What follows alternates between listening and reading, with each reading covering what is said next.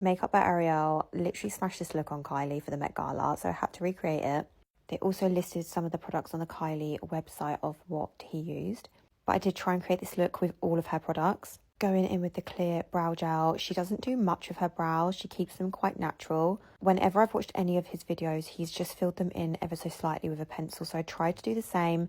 I did go in with a tiny bit of concealer just to make them a little bit smaller because my brows are bigger naturally than hers, but he definitely didn't cut in around the brow, so I just done it very faintly. Then I went in just as my base with the Power Plush Longwear Concealer. This is in the shade 1.5W. These are crease proof, so they are very good as an eye base. The colours are a mixture of, it's like a browny, pinky, peachy shade. So I did mix this warm brown with a little bit of blush, making sure everything is super blended because this eyeshadow look was completely flawless and it was really brightened from the inner corner to the middle of the eye. Almost like a very faint cut crease I feel like she had. I also took a little bit of the light colour up underneath the brow bone. For my liner, I actually just used the dark brown and the black from this palette to create a bit of a smoked liner. She didn't have like a super intense wing liner. Now it says he used the Wisp Lash Mascara, which I did have and I actually hadn't tried yet. I gave the lashes a bit of a curl. I feel like she never wears big fake lashes anymore.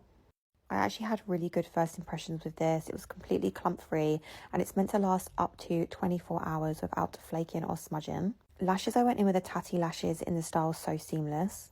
These are just a really subtle corner lash. I did decide I needed a bit of definition, so I ended up poking myself in the eye with the KVD liner, but this is smudge proof, waterproof. It is the most long lasting eyeliner I have ever found.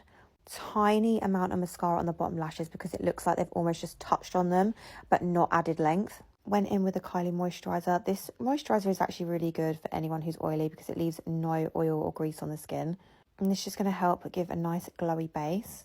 Every time I wear this, my skin feels super hydrated.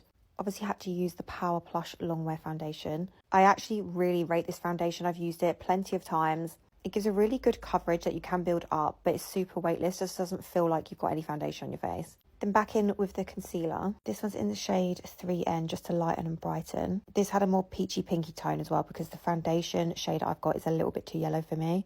I tried to really lift the face because she has a much more snatched, younger face than me.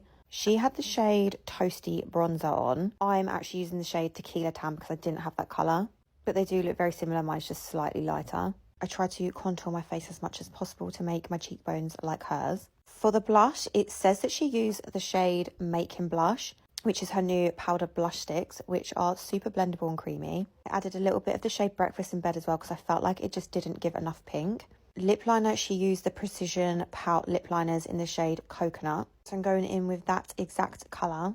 This lip liner shade, if you hate a pink lip liner, is the one. It's such a beautiful colour. I topped it off with a little bit of the shade If Looks Could Kill in the Kylie lipstick. And that is the Kylie Glam finished. I hope I done this look justice because I thought it was so beautiful.